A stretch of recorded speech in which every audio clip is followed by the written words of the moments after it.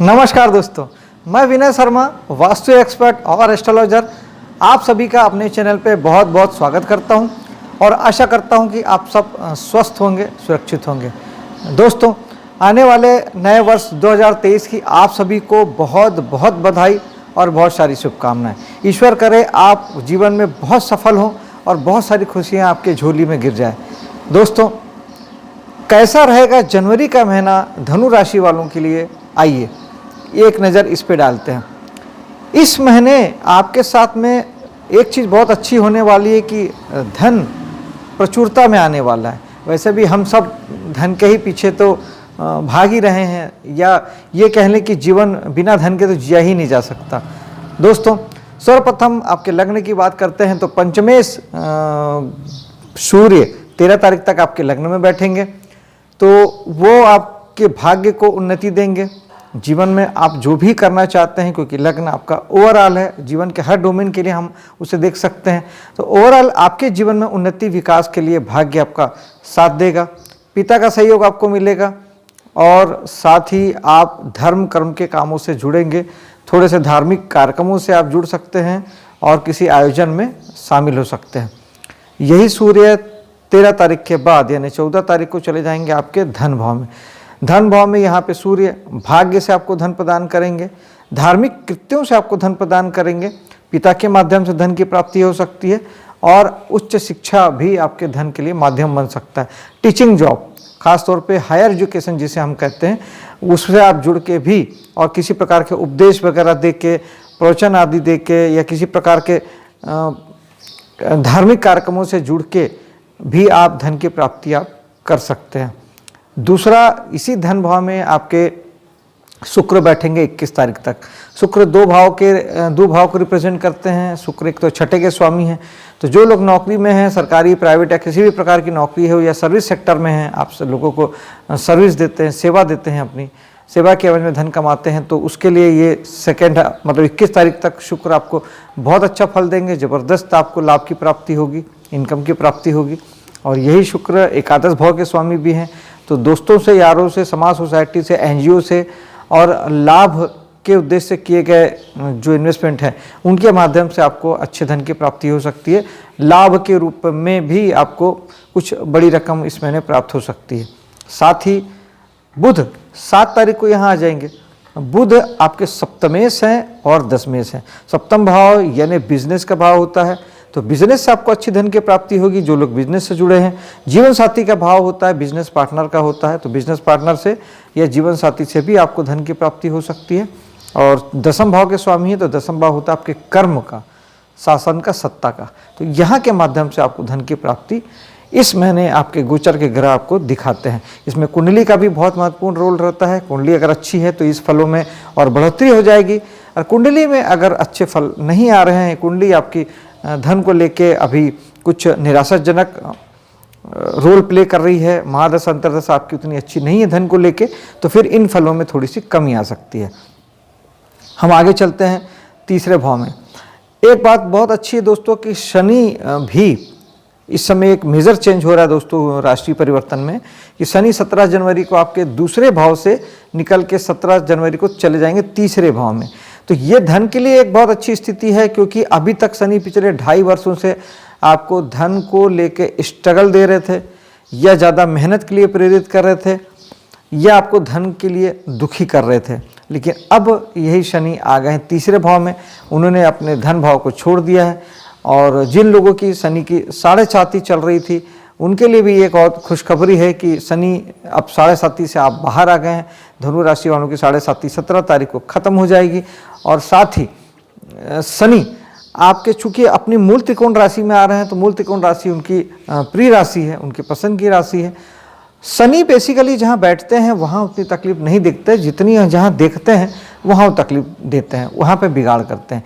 लेकिन बिगाड़ के नाम पे भी ऐसा बिगाड़ कुछ भी नहीं करते, वो केवल यही चाहते हैं कि आप उन भावों को लेके ज़्यादा मेहनत करें और ज़्यादा अवेयर रहें, ज़्यादा जागरूक रहें, उस चीज़ों को ढीला ना छोड़ें। मेहनत, मशक्क़त और फोकस होना यानी ज़्यादा ध्यान देना, तो शनि आपको तकलीफ नहीं देते हैं। शनि तीसरे भाव में आपके साहस, पराक्रम के भाव में जाएंगे तो निश्चित ही आपको साहस पराक्रम आपका बढ़ाना पड़ेगा। अगर आप इस 2.5 साल में जरा सा भी आपने ढीला ढाला कारोबार अपनाया, आपने मेहनत करने से जी चुराई, पराक्रम करने से बचे, साहस करने से बचे, एफर्ट लेने से अपने प्रयासों में आपने कोई कमी लाई, तब आपको ये शनि दुखी करेंगे, दुख देंगे। हाँ, और ये जो भाव है ये आपको घर से 12वां होता है, आपके चौथे से 12वां भाव है।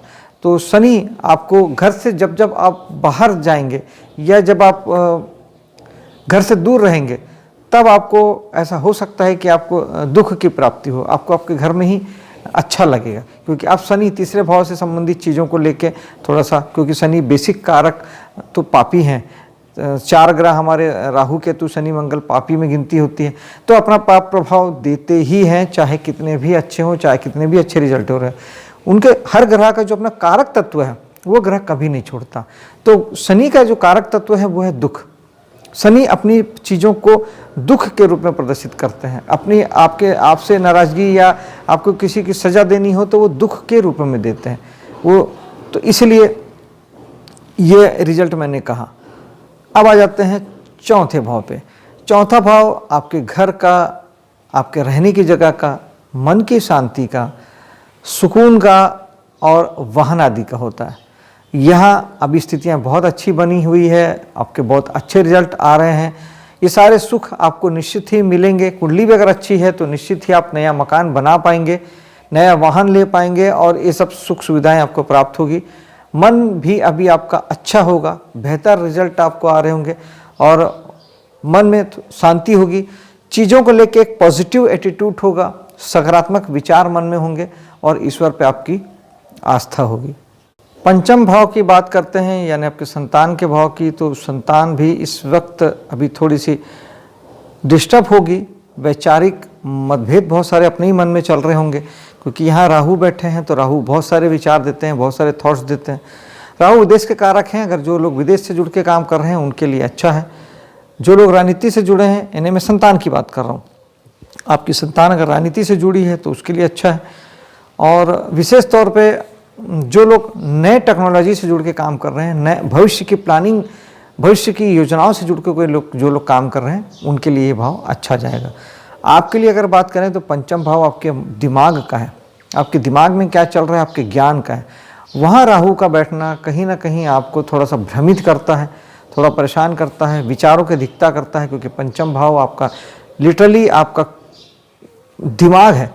तो दिमाग में राहु का बैठना, राहु तो कहीं भी बैठे हैं वैसे ही परेशान करते हैं, और दिमाग में बैठ जाना यानी आपको बहुत सारे विचार देना, बहुत सारे थॉट्स देके अलग अलग दिशा में आपको ले जाने की कोशिश करना, भटकाना, भ्रम पैदा करना, कहीं एक निर्णय पे ना पहुंच पाना। सबसे बड़ी चीज़ें केवल विचारों में होना, पैर नहीं चलना, क्योंकि पैर तो केतु ले गए, राहु के पास सिर्फ सर है। तो बहुत बहुत बहुत ज़रूरी है कि आप मेडिटेशन करें। इस अभी आपके लिए मेडिटेशन अति से भी अति आवश्यक है दोस्तों, क्योंकि पंचम भाव में राहु ठीक नहीं है, बिल्कुल भी ठीक नहीं है। इसलिए आपको अगर जरा भी दिमाग में शांति चाहिए, किसी विचार पे पहुंचना है, गोल सेट नहीं हो पा रहा है, कला जगत में अच्छे रिजल्ट नहीं आ रहे हैं, विशेष तौर पे जो लोग स्टूडेंट हैं उनके साथ तो बहुत प्रॉब्लम होगी। वो तो किसी एक निर्णय पे पहुंच ही नहीं पाएंगे, जो पढ़ेंगे वो याद नहीं होगा, रिजल्ट अच्छा नहीं आएगा। पंचम भाव हमारे ज्ञान का भी होता है और पंचम भाव एजुकेशन का भी होता है। तो निश्चित ही आप चाहे अभी स्टूडेंट हो, पढ़ने से जुड़े हों, चाहे आप कला जगत में कोई काम कर रहे हो, और चाहे आप जीवन के किसी भी क्षेत्र में कुछ भी कर रहे हो, माइंड सेट तो चाहिए ही चाहिए। मेडिटेशन करें, एक सूखा नारियल बहते जल में महीने की अमावस्या को चढ़ाएं, और साथ ही हर सोमवार को भी भगवान शंकर के मंदिर में एक सूखा नारियल चढ़ा दें। तो ये बहुत अच्छा उपाय रहेगा। राहु इससे काफ़ी हद तक आपको राहत प्रदान करेंगे। छठे भाव में मंगल रहेंगे 12 तारीख तक, जो कि आपके साहस पराक्रम को बढ़ाएंगे। आपके वर्किंग की जगह पे, सर्विस की जगह पे, किसी भी प्रकार की सेवा की जगह पे आप ज़्यादा पराक्रम करने वाले हैं, ज़्यादा एफर्ट प्रयास करने वाले हैं। मंगल ये सारी चीज़ें देते हैं। एक्शन यानी आपको कर्म से जोड़ते हैं, लेकिन मंगल गुस्से के कारक भी हैं, लड़ाई झगड़े के कारक भी है, और भाव छठा लड़ाई झगड़े का ही है, ऋण रोग शत्रु जिसे हम कहते हैं। तो एक तो ज़्यादा कर्ज लेने के लिए साहस मत कीजिएगा, क्योंकि आगे चल के फिर पटाने में दिक्कतें आती हैं, और दूसरा लड़ाई झगड़े से बचिएगा। कोर्ट कचहरी तक का मामला ठीक है, वहाँ पे आप यहाँ पे जो पापी ग्रह होते हैं, राहु, मंगल, सूर्य, ये सब ग्रह जो हैं ये आपको जीत दिलाते हैं, प्रतिस्पर्धा में जीत दिलाते हैं, लड़ाई झगड़े में भी आपको जीत दिलाएंगे। लेकिन लड़ाई झगड़ा अवॉइड करना ही ठीक होता है, क्योंकि इसके दूरगामी परिणाम होते हैं जिनसे बचा जाना चाहिए। ये मंगल 12 तारीख के बाद आपके सप्तम भाव में आ जाएंगे, जो कि आपके जीवन साथी का भी साहस पराक्रम बढ़ाएंगे, उन्हें काम करने की ओर प्रेरित करेंगे, ज़्यादा एक्शन देंगे, और आपके भी लग्न को दृष्टि डाल के आपको भी साहस देंगे, पराक्रम देंगे, एफर्टवान बनाएंगे, और आपको भी लड़ाई झगड़े और गुस्से के लिए प्रेरित कर सकते हैं, क्योंकि मंगल का सहज स्वाभाविक गुण है। इसीलिए इसे पापी ग्रह कहा गया है। संसार के जितने भी लड़ाई झगड़े होते हैं सब मंगल के अधिकार में आता है। इसलिए आपको इस महीने कम से कम, क्योंकि पहले छठे भाव में है, फिर सातवें भाव में है, और सातवां भाव आपके जीवन साथी का है, बिजनेस पार्टनर का है और बिजनेस का है, तो उन जगहों पे आपके वाद विवाद ना हो, लड़ाई झगड़े ना हो, इसके लिए बहुत ज़रूरी है कि आप कुछ हनुमान जी की साधना कर लें इस महीने।